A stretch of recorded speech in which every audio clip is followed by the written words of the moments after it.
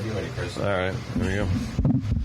We are live, Chris Denman and Travis Terrell. We've got a special guest in studio today, but first, Barrel Beard and Tattoo Oil. Got to tell you about it. Oh, Travis isn't ashy anymore.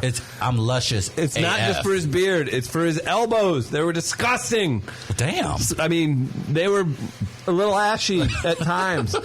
Barrel Beard and Tattoo Oil, amazing sponsor. Jeremy Allen Stanton brings it to you. We're going to be working with them on more stuff soon. Worked on a charity event recently. Did a big football thing with them. Doing all kinds of fun stuff in the new year with Barrel Beard and Tattoo Oil. Get yours today. Check out their Facebook page. They're blowing up, Travis. Everybody, it's a cool place to be. Call that the We Are Live bump as well. Sometimes the girls get it. Sometimes business get it. That's right. And we're going to give our bumps to Chris Sear, local comic, dignitary, the bump all and over all-around your face good guy. right now. What's Boy, up, about Chris to Sear? Bump all over you right now. Hey, that's bump awesome. that ass up, man. You made me look at my own elbows. That's hard to do, too. You can't really look at your elbows. Well, you're losing weight, man. You look good. You feel good. Thanks. You have a glow about you. Mostly it's the cancer. Oh, I didn't want to say. No, that's so hack. Why'd I do that? It's early, man. Yeah. It's all of what is it? 12:30 on this beautiful day. It's my day off. This is early. And you're hurting. You were telling us too. So you've been folks. I noticed because you posted on social media. So I feel like you're cool talking about it. I've been there before too. It is. Those cheat meal days. Oh my God! Ooh, you live for them, don't you? It's terrible. You literally figure out how much of an animal we are as humans whenever you start eating right, and you haven't been eating right in a long time, right? And you're okay. You're past the I'm going to kill myself phase for the most part. I mean, not besides your crippling depression, right? But yeah, I don't want to discount that. Right, that's my bread and butter. But you get to that. Don't say bread and butter. Bread. But you get to that point where you're like. You're salivating for that cheat meal, and then whenever it hits, you feel horrible 10 minutes later. Right. But you have to have it or you'll go nuts. Oh, man. Isn't that it's just you learn how out of control you might have been before. Oh, God, more than ever. You're like, I'm just going to order what I normally would order, and they show up with 9 plates of food. Yeah. It's like, and then when you eat right, too, you see just the options that we have. And maybe it's because we live in South St. Louis, and we're just kind of, that's the bread and butter of where we live at the cheaper places. They're going to give you a big old value for a thing. Oh my God. But all of a sudden you start realizing this is just I don't need all this. If you would have just gave me a piece of protein and a handful of vegetables, I could have went on for another 6 hours. Yep. But you're going to put all this in front of me? Oh, That's man. what with dieting, that's why I find I can see how people can get easily depressed, because even when you start to eat right, your immediate thought goes back to, I could have easily done this months ago and I wouldn't be in this situation. Yeah. And that adds more to your mild depression, because you're going, gosh, if I just turned myself into, a regular human being, I probably wouldn't be in this position. Right. Maybe I could have started doing this when I was 12. Right. Dieting for me now is just it's literally listen here, asshat. All you have to do is, you didn't need that 4th double cheeseburger at 2 a.m. But it's it kind felt of that simple. But it felt good, and I was less sad. Yes. Yeah, you remember how good the 4 a.m. drunken cheeseburgers are? They are so good. So good. God damn. What's so Chris? If you guys aren't familiar with him from us or any of the multiple mini shows that he does around town, he's a comic. He's been on before. Big support of ours. We're a big supporter of his as well. What's the drink of choice these days? Are you allowed to drink right now? Yeah. Okay. Yeah, I didn't know how strict you were going. No. So my thing was I'm in bars way too much Every day. drink, and you're a hardworking comic. I just are you making up for lost progress. time too? I mean, dude, I see you're out 5-6 nights a week. Doing comedy, right? Rafe Williams and I always talk about that because we're both near the same age. Yeah. And it's we're competing with guys 15 in his case, 20 years younger in my case. You gotta work twice as hard sometimes. So I'm not out 5 nights a week anymore because I would have died. I'm probably out 6. I take Mondays off. Right. Yeah. Which is a shame because there are 2 great open mics I could hit on Mondays. Right. But I'm always oh no. Yeah. You just need to sleep at a certain point. Right. Everybody keeps saying, and I say everybody, in our little group of whatever stuff we do, we catch a lot of hell because we're so into comics and we have people on. We have unique opportunities through the relationships we build that it wouldn't be that crazy if we had 20 minutes together that was passable and we worked super hard on. I said hard on. Did I hear that? Yeah. No, you said super hard on. Right? Yeah. But you get those things where you're like, oh, fuck, I'm losing opportunities because I don't have this skill and it's not honed to the level that I would like, right? So we can get up and do stuff on stage, but we got it last night. We hosted a comedy show, and then people are like, when are you guys going to go do this? I'm like, listen, I work 80 hours a week, and then if I do this, I'm not just going to say, okay, well, here's my cute little 5 minutes. It's going to be, now I've committed to 3 to 5 nights a week for the next 6 years or whatever it is, and it's crazy because you want to be really good. And we talked about it last time you were on. I've watched you in the short time. I've thought you were funny every time we've seen you, but you keep getting funnier, but that only happens through grinding through the muck. You can't, I can tell, if I do during the winter months, I do a day job just to pay bills and stuff. Right. And I can tell when I've taken too much time off getting out to open mics because feel a little slow. You feel you're pulling laughs instead of getting laughs. And I hate that. I never, I can sit there and I can autopilot my way through a set right now and be a passable comic. Sure. I can work most nights a week in a club doing that, but I don't want to. Yeah. I don't want to have to pull laughter out of people. I want them to come up to me going, you fucking ruptured. Can we say it? I forgot. Say whatever the fuck I you want. Remember the rules. This is We Are Live. Yeah. We're not on the radio right now. I was like, oh, shoot, the FBI. Who regulates podcasts? The DEA is outside. Great. Well, if Sears here, it's possible. But I don't know. My goal is I want to rupture someone's spleen. Yeah, I want them to be like, oh, I had a nice night.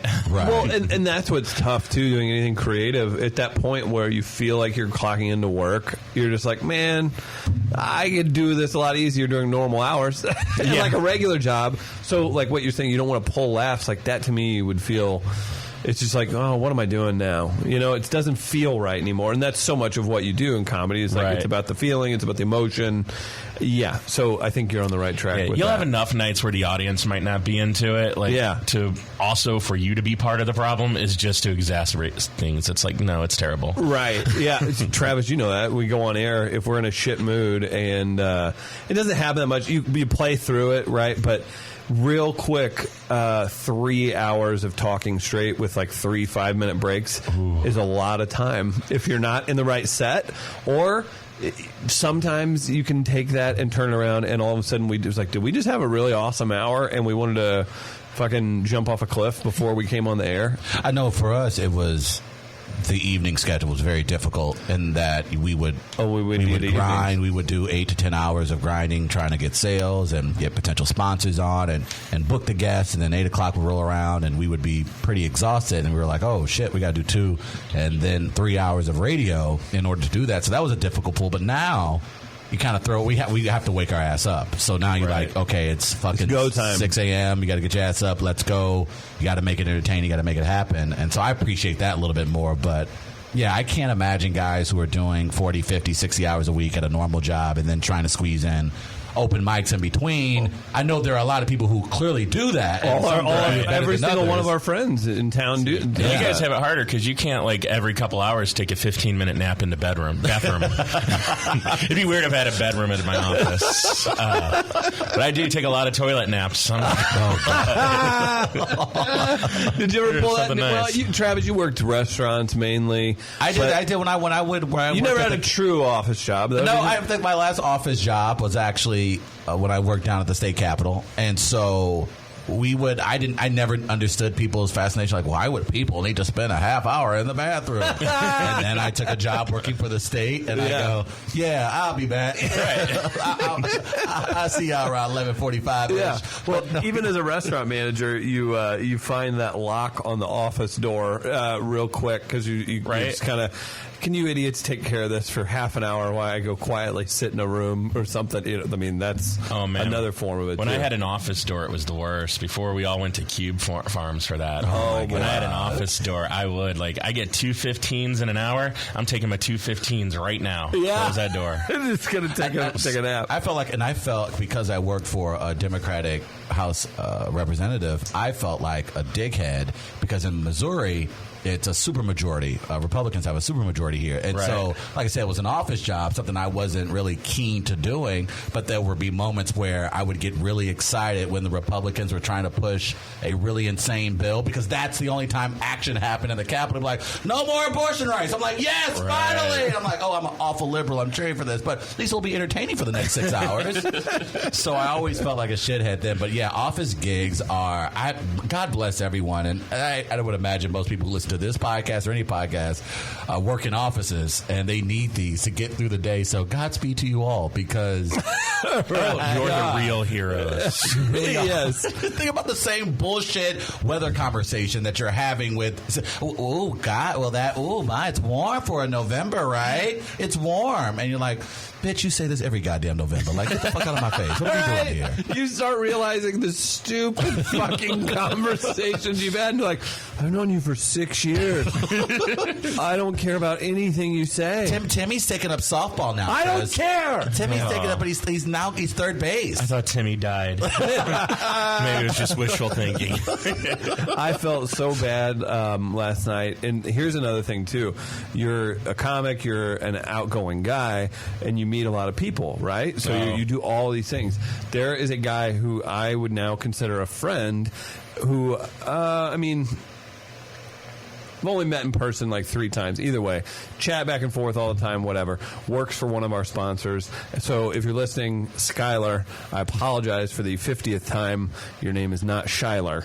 And it's the way he spells it, and I'm an idiot, and I heard something wrong, but we haven't been there where I'm like, hey, Shyler. And then last night I said Shyler 5 times, and I kept seeing like a little tweak in his face, but he was too nice to say anything. And then he finally goes, hey, and it's Skylar. I would have punched you. Damn it. I would have punched you so hard. So bad. But then I thought about it, and I was like, bitch, you're a bitch. I meet so many damn people. Totally. I'm a horrible person. There are a million people who've walked up to me after a show, and I've had great conversations with. Yeah. And then found out, I've talked to this person like 9 times in my life.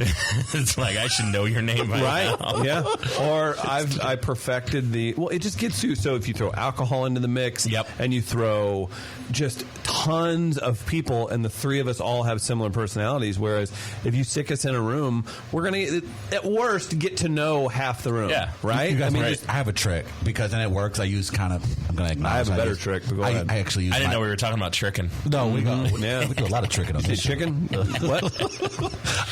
Because I'm a brother, I like, if I don't know your name, I'm like, oh, what's up, brother? And then I feel like, and they're like, oh, he called me brother. Exactly. Yeah. So they're like, oh, okay, cool. We must be really close. I just got brother out of my vocabulary.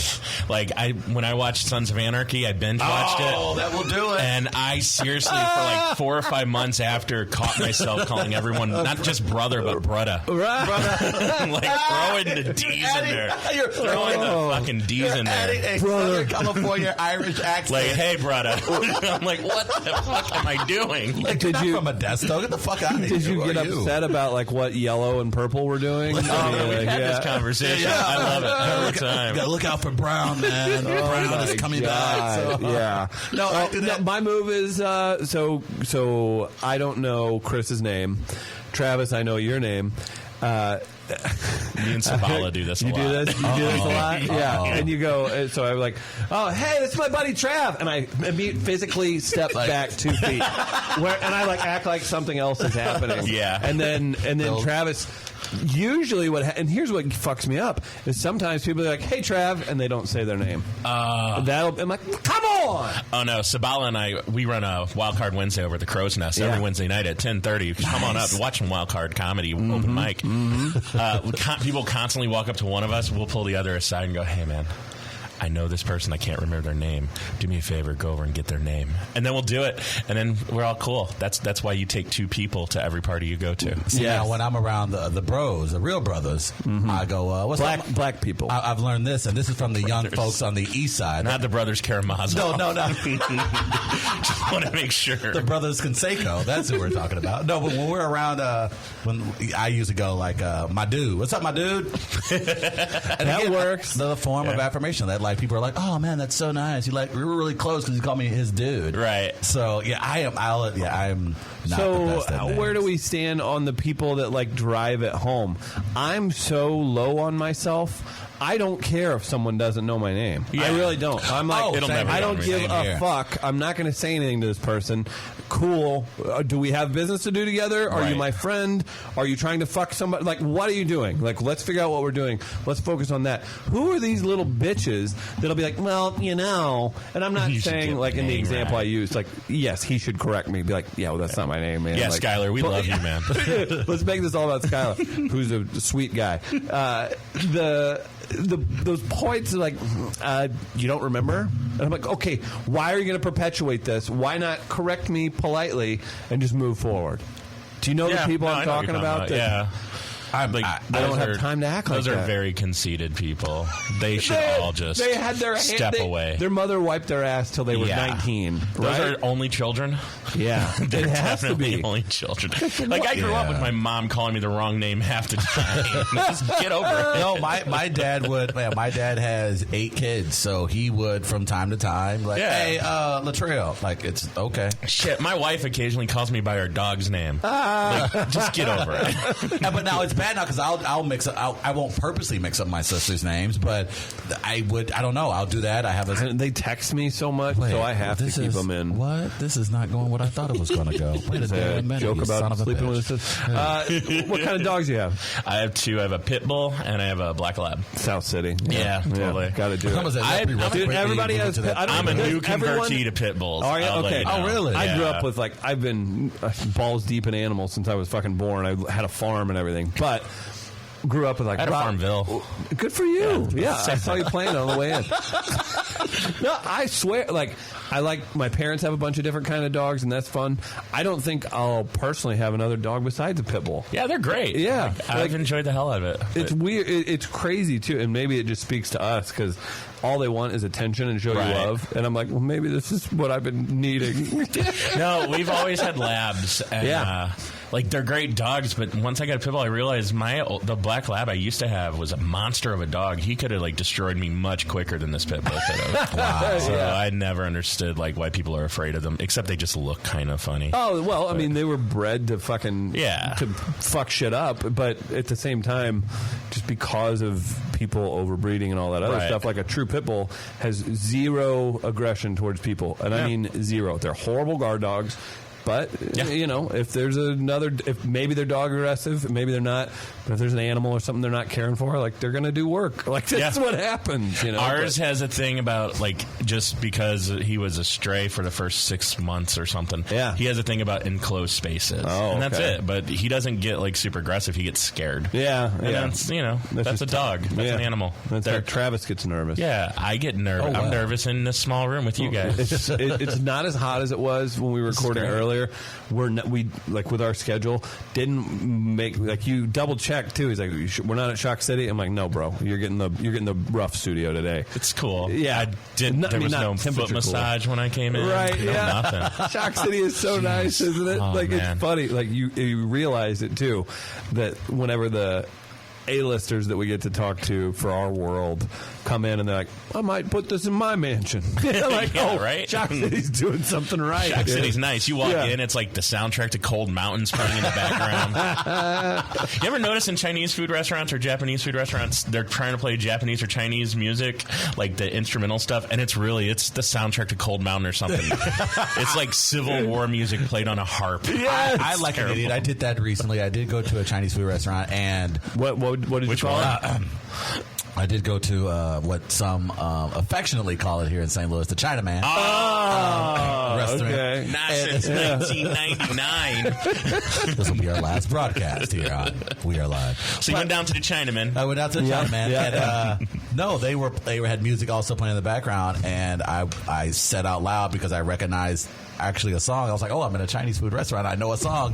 And it was from the Memoirs of a Geisha soundtrack. And I was like, and I said that out loud. And I think the cooks came from behind the wall, like, what are you talking about? What do you know about Memoirs of a Geisha? You get really pedantic on them and go, guys, this is Japanese. It's a whole different country. Actually, that's why I wanted my friends to correct me in front of them just to show them how progressive we were. Like, bro, you're so wrong there. That's a Japanese soundtrack. They're Chinese. That's so funny. Oh, that'd have been so great. We're going to start doing that's going to be our shtick now. I love when people call it the Chinaman. Because that is so bad. It's so terrible. Bad. You should not do that. Let's not shield any of our brothers here. It is a black thing. It is very much black. I've never once heard an old white man say, Chinaman. Yeah, I don't know. I went to Soul Dan. That's what we called it. It didn't matter who you were. Yeah, okay. we cut Soul school Dan to still go a over. School? I think so. Is that a public I school? forget what they canceled in St. Louis. Yeah, it was an international studies high school when I finally graduated from there. So, okay. Yeah. Where is that? It's Union and Delmar-ish.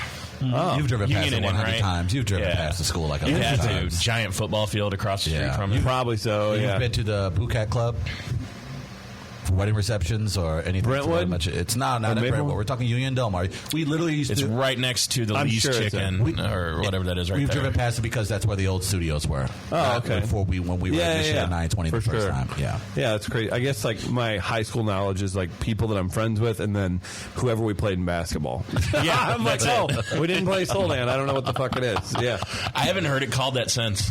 I just got to point out, I didn't know people still did it. I thought we all progressed. But no, and you would think, and that's one of those things. And again, it's funny to hear people who you know are very progressive black say just throw that out there. You're just like, oh man, you have a Harvard degree. You're a medical doctor at Barnes Jewish Hospital, and then you're like, man, I'm so hungry. Let's go to the Chinaman. I'll go, wait, hey, let's not say that out loud. We're all terrible people when we're around our friends. I mean, because we know we're not terrible people. Absolutely, yeah. I was walking out of Pinup Bowl the other night. It was like 3:30 in the morning or whatever time they closed. They just kicked us all out. We go out in the street, and I'm explaining to another comic about words you just shouldn't use anymore. And I'm like, there are words you shouldn't use. Like, when we're referring to black people, we call them African American and not Negroes. And the person behind me, all they heard was that. Not Negroes. I'm like, no. And luckily, she knew a friend of mine. She's like, it's okay. I'm like, no, really. But no, it's not. It's okay. It's not that it's okay. Right.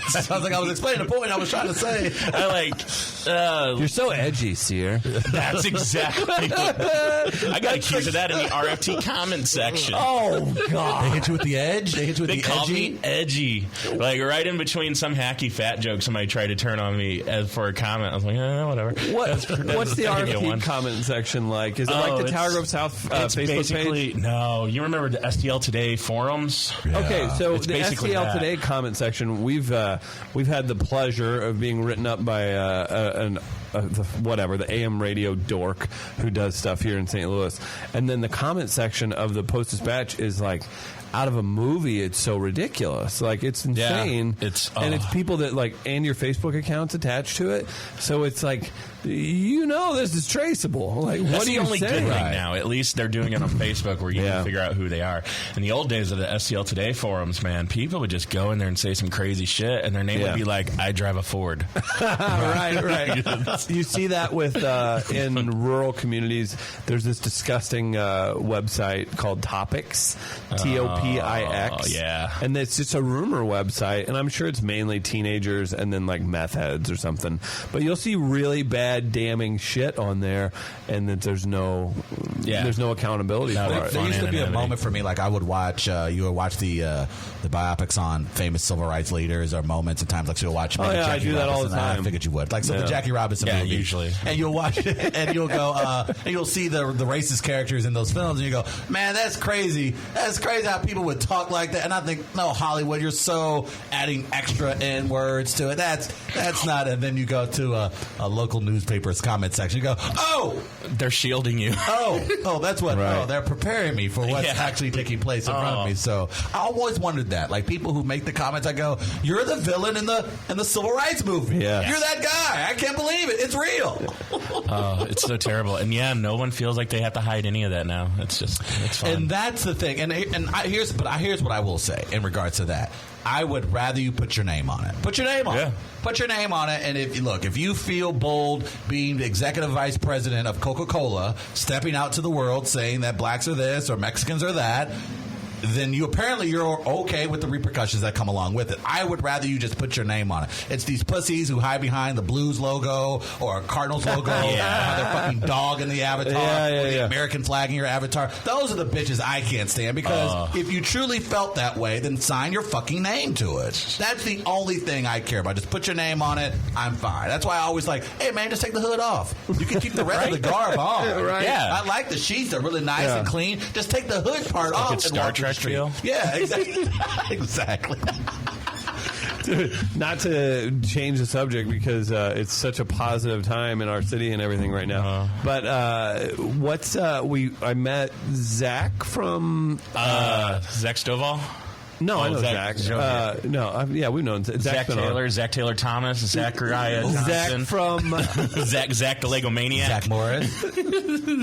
Nobody told Zach you to stop. Wild. Nobody told you to stop. I'm running out of Zachs. Galifianakis. I have such a great fucking Galifianakis story. One of the founders or people that started Flyover Comedy Festival. Joviak? That's how I say it.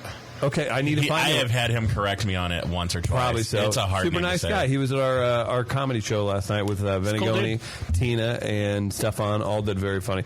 All of those I'm are excited. funny comics. You're part of Flyover. Yeah, right? I'm going to be on 2 shows. I'm going to be at a Friday night show at Gesling, and I think I'm hosting for a half hour at an open mic at Handlebar. That'll be cool. So, yeah, there'll be a lot of out-of-towners coming through. They're trying to get most of the performers to come through the open mics, too. Yeah. To do short sets just to get people, I don't want to put anything out there that won't happen, but we just chatted a little bit, and we had talked about ways we could maybe be involved. And just off the bat, like, it sounds like they've got a really cool group of people. And then they got Todd Barry headlining, and then Henry.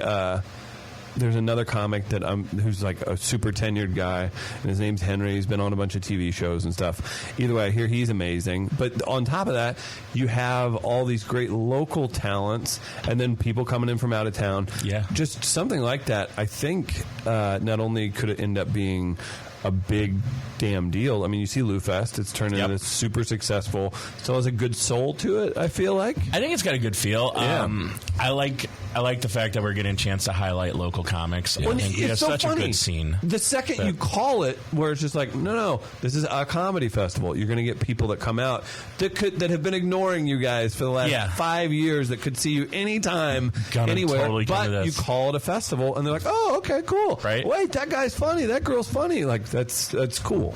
Yeah, but I mean, now you're an overnight sensation. You've been doing it for however long. We just talked to Rodman, who won Last Comic Standing. I love Rodman. And he was just like, I was doing stand-up for 19 years, and then I'm an overnight sensation. 19 years. Yeah, no, he was on Def Comedy Jam way before he was on Last Comic Standing. Yeah, he was. Like, every time I watch Rodman, I have to watch myself on stage because I start doing his voice. I went down to the Walmart, and I went to get my stuff, and there was no opening the cashier lane. How dangerous is that, though? And that is, especially for guys or girls who are getting their start, that has to be a little bit dangerous, because you'll look at comedians who inspire you and routines and sets that you really like, and then you watch enough of them, and then somehow their voice seeps into yours. Yeah. You're just like, oh my God, I'm doing a shitty Tom Segura right now. Oh, and there was a moment we can do it on the radio too. If I listen to too many podcasts, I'll start slipping into it. At worst, a cadence. The cadence. Right. Yeah, exactly. There was a moment where when we started, I was listening to Segura a lot, and I would find myself sneaking into his own cadence. Like, I can't keep watching him because I'd be damned if I get on someone's stage or get in front of a microphone. Cheese on anything? Like, dude, that's so Segura. Like, what the fuck are you doing? Like, really? You're just going to bite Segura all day? What are you going to do? So, yeah, I have to watch out for that, because I'm like, oh, I really want to watch these new sets on Netflix. Yeah. And then I'll go down the wormhole and I'll watch every single one of them. And I'm like, wow, now I sound like it's a dual-edged sword, because you have to watch all what everybody's doing. So, A, you're not biting their shit, and B, so you're like up to date on who's doing what. But then and his falls like he's not a comic I watch all the time, so I'll watch YouTube clips of him every time he comes to St. Louis before I go see him at Helium Comedy this weekend. I don't know why I'm plugging him. They don't pay me. I'm not on the show. They do pay me quite a bit sometimes. Please hire me. What's your social security number? Yeah. Please hire me more. Yeah. But I take a lot of pauses in my set as it is, so his cadence falls right in line with kind of how I do. So I always got to watch it because when I first started, every white comic does. Every white comic's using Hedberg's voice at some point. Oh, yes. Like, they'll do that. I got here on stage. I looked at this thing. Oh, I don't know what the fuck is going on. I'm not from the South. Right. Dude, you're from Clayton. Why are you from Savannah, Georgia? I'm from South St. Louis City. I just want to throw that out. I may have been born at St. Mary's, but I didn't go to St. Mary's. They're in South City, too. I was was that the hard, like, as far as, and it's one thing that even I'll acknowledge myself still working on as far as timing. Like, it's one thing when you sit down and write, and that's where I am. Like, the writing part I've gotten to. It's the presentation, delivery, timing part that I am not doing so well at. So what helped you over time get to that point where you were comfortable with your timing? And was it watching other comedians, or what helped you get to the point where you were comfortable with your timing? I'll let you know in 10 years. I'm never comfortable with my set. I mean, I'll walk off stage and go, that went really well. Right. But then I immediately, and one of the managers at Helium from out of town once told me to stop doing this, and I still do it. I immediately listen to the set I just had, or if I recorded it, I immediately watch it. Yeah, I get off stage and do it. If I got time, like if I'm hosting, I can't do it immediately. I'll wait till the headliner starts, and then I'll step out and just critique myself right then and there. Interesting. And he's like, you got to stop doing that. Like, enjoy the fact they clapped for you for a little bit. Right. You have to remind yourself that, though, sometimes. Right? I want to be reminded that I'm a piece of shit. And I screwed up 3 words in the last 20 minutes. Yeah, I don't know. Like, the timing for me is actually the easier part. Okay. I'm more responsive to being in front of a crowd and getting my feedback right then and there. Okay. The writing part, like, if you're already at the point where you're writing, man, you're doing better than me, because, like, the writing part's the harder part for me, because I write a lot, but writing comedy is one of those things, like, when I'm free writing, it's impossible for me to look at what I just wrote in the last hour and go, well, that's a bit, that's a bit, that's a bit. Right. Usually my bits come from, I'll be doing something on stage, and I'll be an idiot and try and riff, and I'll get, like, a line in that riff. Yeah. I'll have gone, like, 2 minutes too far into it, but there's one line in there that eventually I'll take out, and then I'll write to that. Right. And then I'll constantly tweak it on stage. Okay. So my notebooks are the same bit written over and over based on what I just did on stage and listen to myself do again, and just trying to remember all the stuff I like. Wow. Makes sense. Like, I envy people. Like, I just watched the new Seinfeld special. I need to watch that. I was going to make that appointment this weekend. Good. Watch it. Like, even if Seinfeld's not your bag comedy-wise, like, you can't discount the amount of work he put into himself to turn himself into a brand. Oh, my God, yes. He's talked about this. I'm not spoiling anything. He's talked about it before. He writes everything on yellow legal pads, word by word. And, like, that's an amazing discipline I wish I had. That is incredible discipline. I feel like it stays with you more like that. Like, if you don't, I mean, like, because you have all these notepad functions, but I don't feel like it, like, flows through you right. And I've gone away from that. I used to use the cell phone a lot, and I heard Rock. He's always carried around a small pad, and so when I heard Rock did it, and he would immediately write things down, I was like, all right, so I want to get into a similar routine. Now, I have not heard Jerry doing word for word. Now, that, you're right, is incredible, just because I'll get my notepad out, and I'll just go, like, 5 thoughts or 5 words, not complete sentences. And so to hear him do that, that's impressive. Yeah, that's the other part of my notebook is gibberish. Yes. Like, just gibberish to anyone who's not me. I left it around. I think I left it at my mom's house by one of my legal pads. And she was like, well, aren't you worried leaving this around? I was like, trust me, somebody catches this, they're going to have no fucking clue what the hell this is all about. They'll probably think I was a serial killer more than anything else. Oh, man, all the weird set lists in it. Like, one of my set lists, if you just found, I post pictures on my set list occasionally on Instagram because I am a social media manager for myself. Yeah. And I believe in boosting the signal as much as possible. You can follow me on Instagram at Chris D. Sear. That's ChrisDCyr. Thank you. Thank you. In case you're wondering. But I'll post set lists, and then I'll be like, I should probably not do that, because it'll be things like cocaine, dog Vicodin, kill your wife, fuck kids. Right. It's going to put you on a list. I remember one of my first years, like WNBA, pussy fart, donuts, 3-point shot. Like, it was like, someone saw this. They were like, I hope you go to jail, sir. Exactly. I hope you. Also, can we just acknowledge that in the first year of comedy, we're all going to write the pussy Yes, fart we're going joke. to pussy fart joke. Male or female, it's happening. It's like comedy 101, pussy fart jokes.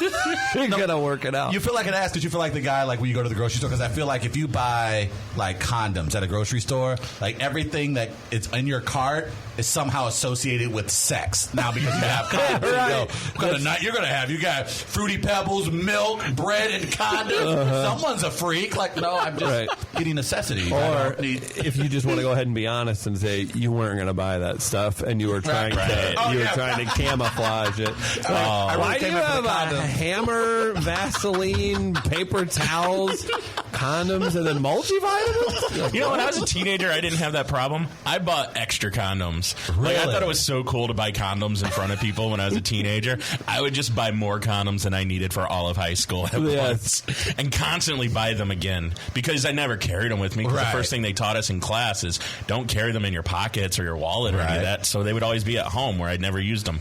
Mine was even, condoms were like, I don't know, name 3 other things you always buy because you never had it on you. But condoms were that for me. Like every time I was going to have sex, I would have to buy a whole new box of condoms. And they're never like when we were in a college town like Columbia, like everyone would go to Walmart all the time. No matter the time of day, it's packed in Walmart. So even if you're like, oh, after a crazy night of drinking, you're like, I'm going to slip over here, grab me some condoms in Walmart. Well, their family's still shopping at 1 in the morning. Yeah, so they're you're not just like adhering to your college lifestyle. That's when you just get their youngest kid and go, hey, man, can you give me a box of condoms over there?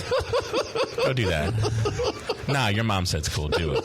Yeah, have at it, man. Your dads probably need some too. Oh, yeah, that's right. Oh, I went there. Yeah, Chris. How was? What did you do last night? You did Fancy Things last night. Fancy Things was How excellent. was it? That is a fun show. Zach is a funny, nice dude. He came in and did a radio show in the evenings and didn't break character for about half an hour. What do you mean break character? So he was offensive. That's not a character. Oh, that's my him. mistake. Yeah. He's just a I'm fancy sorry. guy. Travis, That's his personality. He's doing this. Travis, Chris is part of this now, so let's go ahead and do it. He's a character. No, but he does the whole show. Yeah. And now it turned into, does he have a stand-up element to it? Yeah, so last night, Ella Fritz and I both performed. It was fun. They all dressed fancy. I dressed like I bought cocaine in Vegas. I really did. I was going to put on a suit. This a lot. Go on. I was going to put on a suit.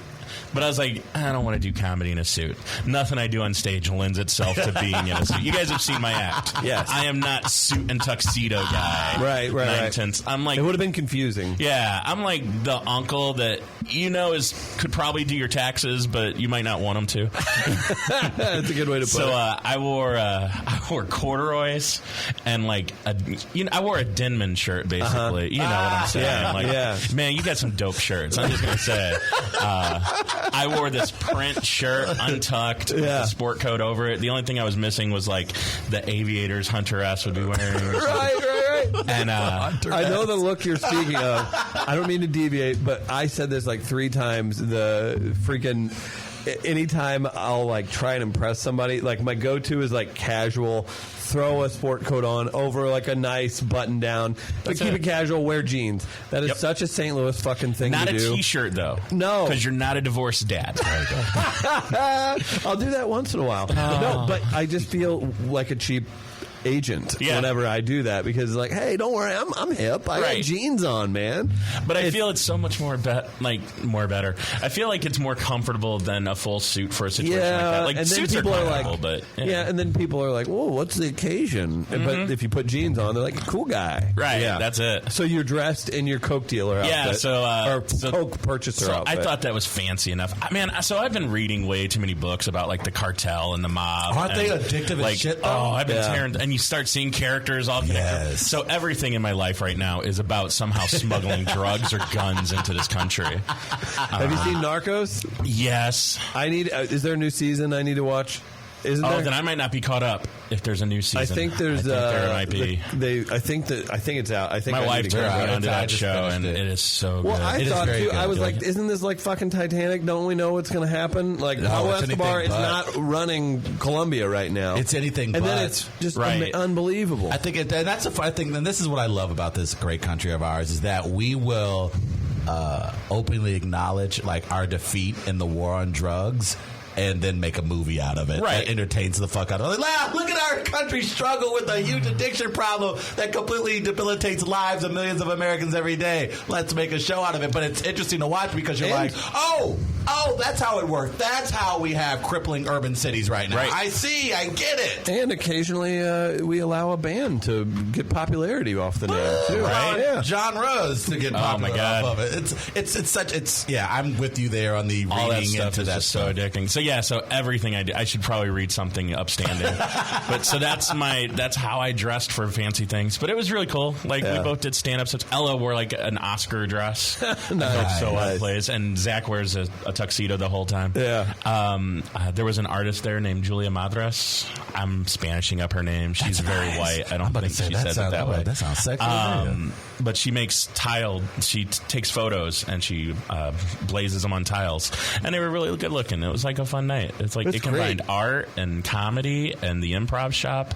Like you should go see stuff at the Improv Shop 5 nights a week. They have improv and stand up and assorted shows. Several payrolls there.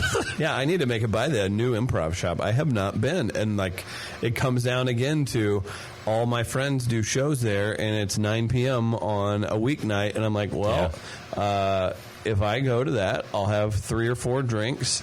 I'll watch their show. It'll be an awesome show, and I will have a domestic argument. I will have that happen, and then I will be dragging ass till roughly 2 p.m. the next day and not be able to not catch. It becomes this whole damn thing. Right. But it's so cool that venue is thriving and there's many different aspects of performance happening there. Here's how you solve this problem. What you do is the moment you have a thought, I should go to the Improv Shop and see a show, stop thinking. Like right then and there, just let it happen. Yes, and it. Let everything happen. Yes, and. Yes, and. I should go tomorrow night, too. Right? So when's your next show? Yeah, you do Wildcard Comedy. I do Wildcard every Wednesday. That's a fun open mic. I think if you're trying to do comedy, come out and do it. It's a challenge, always, because I don't know if you've been into Crow's Nest, it's a shotgun bar. Yes. So we do it in the front of the room, so everybody who doesn't know there's an open mic is also there. Very confused. Yeah, very confused and talking. talking. Like at the bar, talking like, I told that bitch the other day she's going to give me my damn kids back. That's it. Oh, my God. That's almost literally what happened the other day. A couple weeks ago, I shouted down a couple at the end of the bar who just the whole night not only decided to sit at the end of the bar closest to the stage, but then talk the whole time about the show.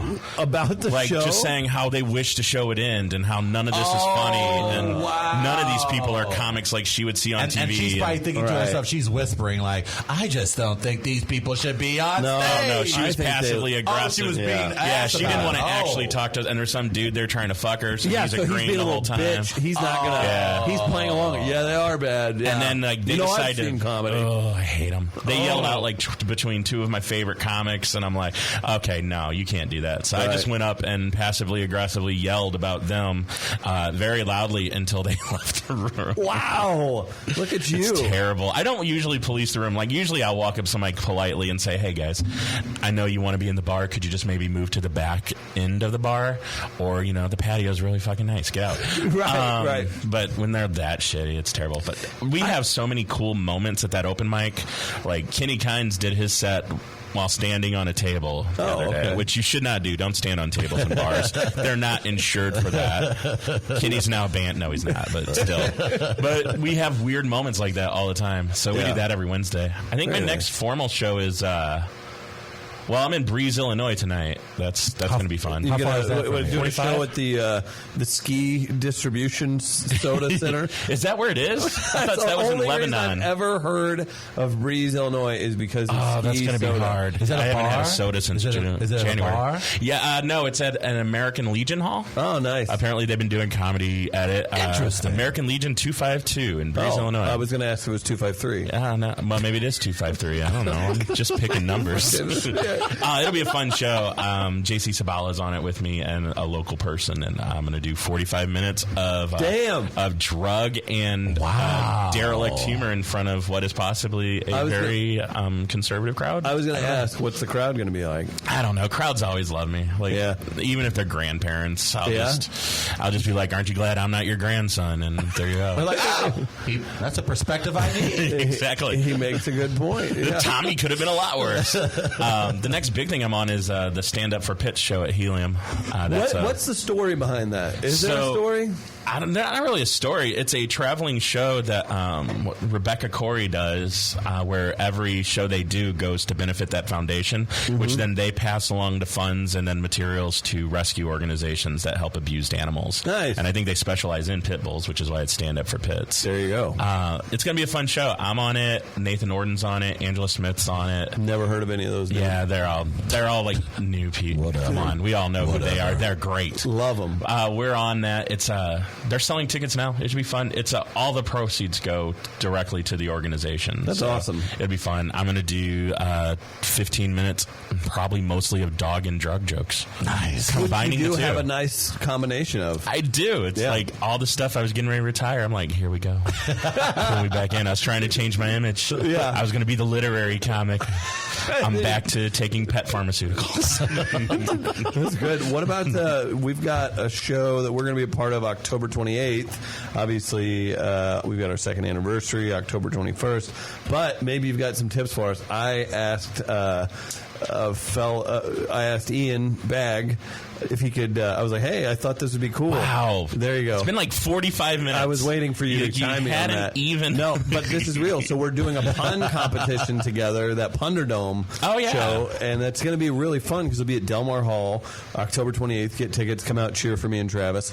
And now will Nathan Mall, the champion from last one, be there as well? I think so. Yeah. Are you competing against him? Is he defending? Oh shit! I would think. Yeah. I need to see video. You should see video. We've got videos and emails. I'm very careful what I send to you because you won't read it. So you have to. You really have to go like I have to treat him new porn. Yeah. And then I go, oh, well, finally, it comes through my email. Is Ian Bagg coming in for that? Like, no, I just literally, it's my one connection. I talked to him. Ian Bagg poo-pooed us. He did. I was like, I thought he would go. I was like, hey, boys, we're doing this pun thing. I think it'd be fun. He's like, what?